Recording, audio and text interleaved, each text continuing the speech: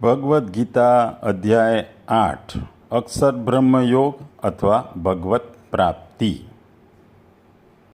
જીવનમાં સ્વરૂપનું ગુણનું બહુ મહત્ત્વ છે. કેવું સ્વરૂપ છે વ્યક્તિનું, કેવા ગુણ છે, એ જીવનમાં હંમેશા મહત્ત્વનું છે. આપણે કોઈ પણ વસ્તુ ખાતા હોઈએ છીએ તો એ ખાતા જે વસ્તુ હોય એ વસ્તુના શું ગુણો છે, એ ગુણો આપણા શરીરને શું લાભદાયી થશે એ આપણે જોતા હોઈએ છીએ. અને ખોરાકમાં આપણને જે શરીર માટે જરૂરી હોય, જેના ગુણો સારા હોય અને જે વસ્તુ આપણા શરીર માટે લાભદાયી હોય એવી વસ્તુનું આપણે ખોરાક લેતા હોઈએ છીએ. બીજી વસ્તુ આપણે જોઈએ છે કે સામાન્ય રીતે જ્યારે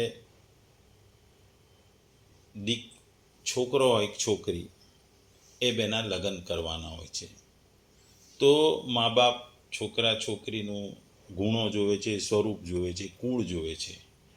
એટલે સ્વરૂપ એટલે ગુણ. એટલે જો છોકરીવાળા જોતા હોય તો છોકરો કેટલું ભણેલો છે, કેટલું કમાય છે, કઈ જાતની જોબ કરે છે, કેટલો સ્થિર છે, ફાઇનાન્શિયલી કેટલો સ્થિર છે, પોતાનું મકાન છે, આ બધું જોતા હોય છે. બીજી બાજુ છોકરાવાળા છોકરીમાં પણ ગુણો જોતા હોય છે, એના સ્વરૂપ વિશે જોતા હોય છે કે છોકરી ભણેલી છે કે અભણ છે, એ ઘરનું કામ કરી શકે છે કે નહીં, એ ઘરને ચલાવી શકે છે કે નહીં, અને એ સુંદર છે કે નહીં, એ દેખાવમાં કેવી છે.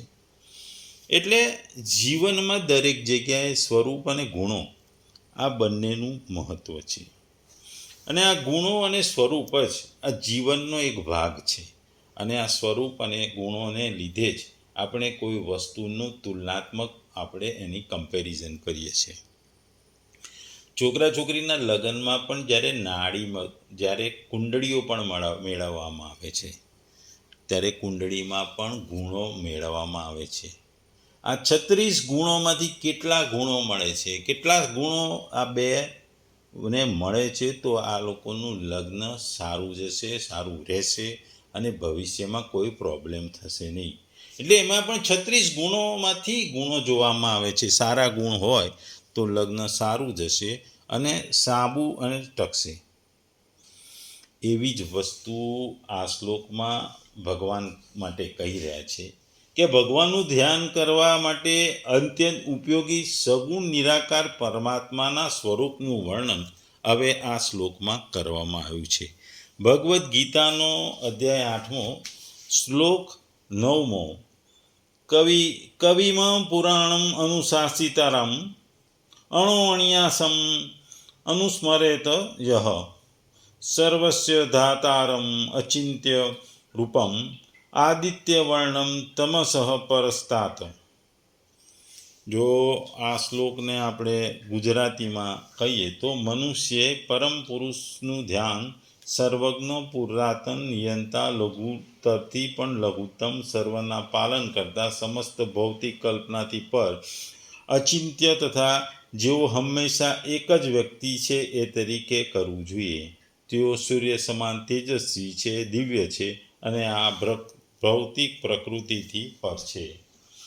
બીજા શબ્દોમાં આ શ્લોકને જો ગુજરાતીમાં જો કહીએ તો જે માણસ સર્વજ્ઞ, અનાદિ, સૌના નિયંતા, સૂક્ષ્મથી અતિ સૂક્ષ્મ, સૌનું ધારણ પોષણ કરનારા, અચિંત્ય સ્વરૂપ, સૂર્ય સમાન, નિત્ય ચેતન પ્રકાશ સ્વરૂપ અને અવિદ્યાથી સાવ પર એવા શુદ્ધ સચ્ચિદાનંદન પરમેશ્વરને સ્મરે છે.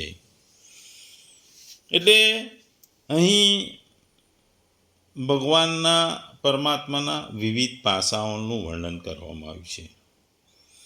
ભગવાનનું ધ્યાન વિભિન્ન પ્રકારે કરી શકાય છે. કોઈ પણ વ્યક્તિ ભગવાનના નામને, રૂપને, લીલાઓને, ગુણો, ધામો અથવા પરિકરોનું ધ્યાન કરી શકે છે. પૂર્ણ પુરુષોત્તમ દિવ્ય ભગવાનના આ સર્વ વિભિન્ન અંગો તેમનાથી અભિન્ન છે. જ્યારે આપણું મન આમાંથી કોઈ એક પ્રત્યે આસક્ત થાય ત્યારે તે દિવ્ય ક્ષેત્રમાં પ્રવેશ કરે છે અને તે શુદ્ધ બને છે. તેથી આ બધા અથવા કોઈ પણ એક આપણા ધ્યાનને ઉદ્દેશીને બનાવી શકાય. ભગવાનમાં પરમાત્માને વિવિધ પાસાઓનું જે વર્ણન છે એમાં ધ્યાનનો માર્ગ બતાવવામાં આવ્યો છે. તેમની શ્રદ્ધાને મજબૂત કરવા અને તેની પુષ્ટિ કરવા માટે પરમાત્માના જુદા જુદા લક્ષણો આપણે જાણવા જરૂરી છે. સ્વાભાવિક રીતે લોકો ફક્ત તે વિશે જ વિચારી શકે છે કે જેઓ વિશે કંઈ જાણતું છે. અહીં ભગવાનના આ 9મા શ્લોકમાં ભગવાનના જુદા જુદા 8 ગુણોનો ઉલ્લેખ કરવામાં આવ્યો છે. અહીં આ શ્લોકમાં પરમેશ્વરનું ચિંતન કરવાની પદ્ધતિનું વર્ણન છે અને મુખ્ય મુદ્દો એ છે કે તેઓ નિરાકાર કે શૂન્ય નથી. કોઈ મનુષ્ય નિરાકાર કે શૂન્યનું ચિંતન ક્યાં કરી શકે? એ અઘરું છે. પરંતુ કૃષ્ણનું કે ભગવાનનું ચિંતન કરવાની પદ્ધતિ ખૂબ જ સરળ અને સાદી છે. અહીં ભગવાને પોતાને જુદા જુદા 8 ગુણોની વાત કરી છે. આ ગુણો એ ભગવાનના છે, એટલે ભગવાનના ગુણોની જો આપણે વાત કરીએ તો એ ભગવાનના ગુણોમાં વાત કરવી એ પણ મોટી વસ્તુ છે, કારણ કે ભગવાન સર્વસ્વ છે. ભગવાન એ પરમપિતા છે, એટલે એમના ગુણો બધા કરતાં શ્રેષ્ઠ જ હોય. એમના ગુણોની વાત પણ ના કરી શકાય, કારણ કે ગુણો એટલા બધા હોય છે અને એટલા બધા વિશાળ અને સારા હોય છે કે એની કોઈ આપણે કલ્પના પણ ન કરી શકીએ. ભગવાન જીવના કર્મમાં ફળ આપે છે, જે જગતનો શાસક છે. એટલે ભગવાનના સ્વરૂપને સમજવું અઘરું અને મુશ્કેલ છે, કારણ કે એ પોતે સ્વયં પ્રકાશિત છે અને એનો પ્રકાશનું તેજ એટલું બધું હોય છે કે એને આપણે જોઈ શકતા નથી, આપણે નરી આંખે જોઈ શકતા નથી. એટલે એના સ્વરૂપ કે એના ગુણોનું પણ વર્ણન કરવું ખૂબ જ અઘરું છે.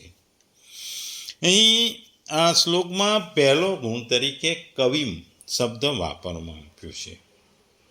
અહીં કવિ શબ્દ ભગવાનના સર્વજ્ઞ છે એ વાતને માટે છે, કવિઓના એ કવિ છે એ માટે છે. તેને જાણવા એ સર્વોચ્ચ કાવ્યાત્મક અનુભવ છે એવું કહેવાનો અર્થ છે. અહીં કવિનો અર્થ જુદો જુદો લે છે. અહીં કહેવાનો મતલબ કે પ્રતિપાદન એ થાય છે કે જે પરમાત્મા બધું જાણે છે, ભૂત, વર્તમાન અને ભવિષ્ય, સ્થૂળ, સૂક્ષ્મ અને કારણ. કોઈ પણ જગતની એવી કોઈ પણ પ્રત્યક્ષ અથવા અપ્રત્યક્ષ વાત નથી કે જેને તેઓ યથાર્થ રૂપમાં ન જાણતા હોય, કારણ કે તે બધું જાણે છે. કારણ કે કવિ અર્થાત કવિ અથવા સંત અને વિસ્તૃતમાં આષ્ટદ્રષ્ટા, જેનો વ્યાપક અર્થ આપણે સર્વજ્ઞ તરીકે કરી શકીએ છીએ. એટલે આગળ જે 7મા અધ્યાયના 26મા શ્લોકમાં દર્શાવ્યા પ્રમાણે ભગવાન ભૂત, વર્તમાન અને ભવિષ્ય જાણે છે, એટલે અહીં કવિ શબ્દ વાપરવામાં આવ્યો છે. બીજો શબ્દ પુરાણમ વાપરવામાં આવ્યો છે. એ પરમાત્મામાં બધાને આદિ હોવાથી પુરાણ કહેવામાં આવે છે, કારણ કે તે પ્રાચીન છે, શરૂઆત વિના. બીજા બધા જીવોની શરૂઆત છે, તેથી તેમનો અંત છે, પણ પરમાત્મા તો શાશ્વત છે, કારણ કે તેઓ બધાના આદિ છે. એમનાથી પૂર્વે કોઈ પણ હતું નહીં, થયું નથી અને તેઓનું કોઈ પણ કારણ પણ નથી. તેઓ જ બધાનું કારણ છે અને બધાથી પુરાતન છે, તેથી તેને પુરાણ એટલે પણ સનાતન તરીકે પણ તમે ઓળખી શકો. ત્રીજો શબ્દ અનુશાસિતારમ.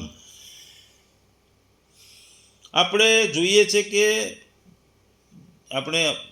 છે કે નેત્રોથી જોઈએ છે, નેત્રોની ઉપર મન છે, મનની ઉપર બુદ્ધિ છે અને બુદ્ધિ પર અહમ શાસન કરે છે.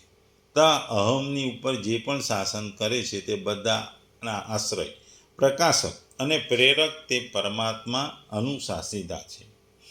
બીજો ભાવ એ છે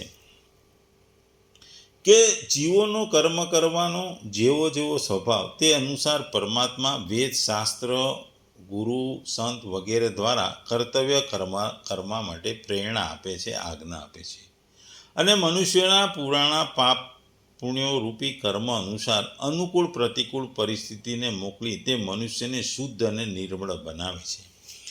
આ રીતે મનુષ્ય માટે કર્તવ્ય અકર્તવ્યનું વિધાન કરવાવાળા અને મનુષ્યના પાપ પુણ્યરૂપી પુરાણા કર્મોને નાશ કરવાવાળા હોવાથી પરમાત્મા અનુશાસિતા છે. અનુશાસિતારમ એટલે કે તે બધા જગતના ભગવાન અને નિયંત્રક છે. પૃથ્વી પર રાજ્યોના નાના રાજકુમારો માટે જે આદર છે તેની સરખામણીમાં તેની પ્રત્યેની ભક્તિ કેટલી હોવી જોઈએ. અહીં અનુશાસિતમ અર્થાત શાસક ભગવાન એ નિયમોના રચયિતા પણ છે કે જેના આધારે આ સમગ્ર બ્રહ્માંડનું સંચાલન થાય છે. તેઓ પ્રત્યક્ષ રૂપે અથવા તેમના નિયુક્ત દેવતાઓ દ્વારા બ્રહ્માંડની વિવિધ કાર્યોનું સંચાલન કરે છે. આ પ્રમાણે સર્વ તેમના શાસનને આધીન છે. ચોથો શબ્દ છે અનોરાણીયન. ઉપનિષદ કહે છે કે અણુ કરતાં નાનો છે અને મોટા કરતાં મોટો છે. તેથી ભગવાન નાની મોટી દરેક વસ્તુમાં અસ્તિત્વ ધરાવે છે કે વિદ્યમાન છે. તે જાણીને વ્યક્તિને વિશ્વની દરેક વસ્તુ પ્રત્યે ભક્તિભાવ અથવા આદરભાવ રાખવો જોઈએ. કારણ કે તેઓ એટલા બધા શક્તિશાળી છે, ભગવાન એટલા બધા શક્તિમાન છે, છતાં સૂક્ષ્મ છે. જેટલા પણ સૂક્ષ્મથી પણ સૂક્ષ્મ તત્વો છે તે સર્વે કરતાં તેઓ વધુ સૂક્ષ્મ છે અને બધામાં તેઓ વ્યાપ્ત છે. આ કારણે સૂક્ષ્મદર્શી પુરુષોની સૂક્ષ્મથી સૂક્ષ્મ બુદ્ધિ તેમજ બુદ્ધિ જ તેમનો અનુભવ કરે છે. તેથી સૂક્ષ્મતમ એટલે અનુરાણ્યન કહેવામાં આવ્યું છે. આગળ પાંચમો શબ્દ સર્વસ્ય દાતા. ભગવાન ભરણ પોષણનો એક સ્ત્રોત છે અને મોજા અને તે વિશાળ દરિયાઈ ઇકોલોજીને ટકાવી રાખનાર મહાસાગર જેવા છે. ભગવાન તેમની સમગ્ર રચના માટે આધાર છે. કારણ કે સર્વોચ્ચ દાતા મીન્સ એ સર્વના પાલક છે. જે પ્રમાણે સમુદ્ર તેની લહેરોનો આધાર છે એ રીતે આ સર્વસ્વ જગતનો એ ભગવાન આધાર છે. પરમાત્મા અનંતકોટી બ્રહ્માંડોને પણ ધારણ કરે છે અને તેમનું પોષણ પણ કરે છે. તે બધાને પરમાત્માથી જ સત્તા સ્ફૂર્તિ મળે છે. આથી જ પરમાત્માને બધાનું ધારણ પોષણ કરવાવાળો કહેવામાં આવ્યો છે. છઠ્ઠો શબ્દ છે અચિંત્ય રૂપ. અચિંત્ય રૂપ અથવા અકલ્પ રૂપ. આપણું મન કેવળ ભૌતિક રૂપોની કલ્પના કરે છે. તેથી ભગવાન આપણા માયિક મનના ક્ષેત્રથી પર છે. પરંતુ જો તેમની કૃપા વરસાવે તો તેમને યોગ્ય માયા શક્તિ દ્વારા આપણા મનની પ્રકૃતિને પણ દિવ્ય બનાવી દે છે. કેવળ તત્પશ્ચાત જ આપણે તેમની કૃપા દ્વારા એમને સમજી શકીએ છીએ.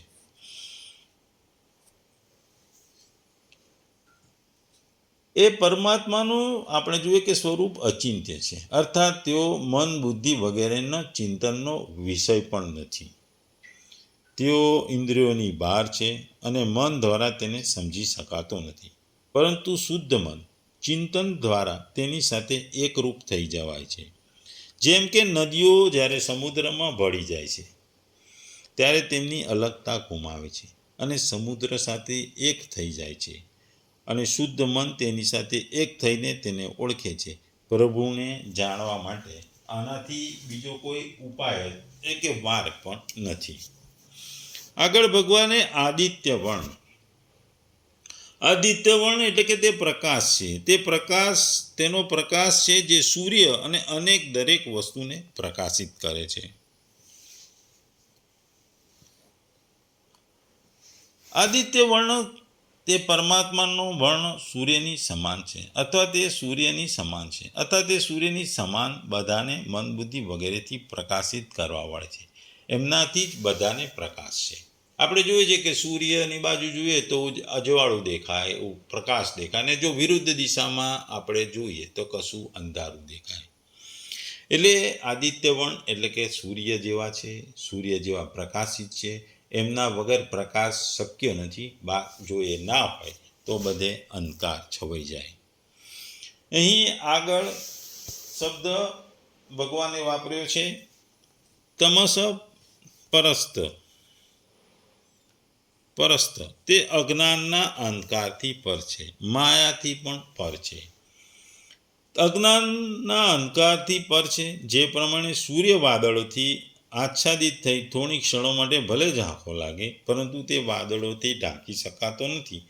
તે જ પ્રમાણે ભગવાન પણ સંસારના સંપર્કમાં હોવાથી તેઓ કદાપી ભૌતિક શક્તિ માયાથી આચ્છાદિત થતા નથી. એટલે કે એમને કોઈ માયાથી રોકી શકે નહીં કે એમને માયામાં લઈ ન શકે, કારણ કે ભગવાન ખુદ માયાપતિ છે. ટૂંકમાં આ શ્લોકમાં ભગવાન કહે છે કે જો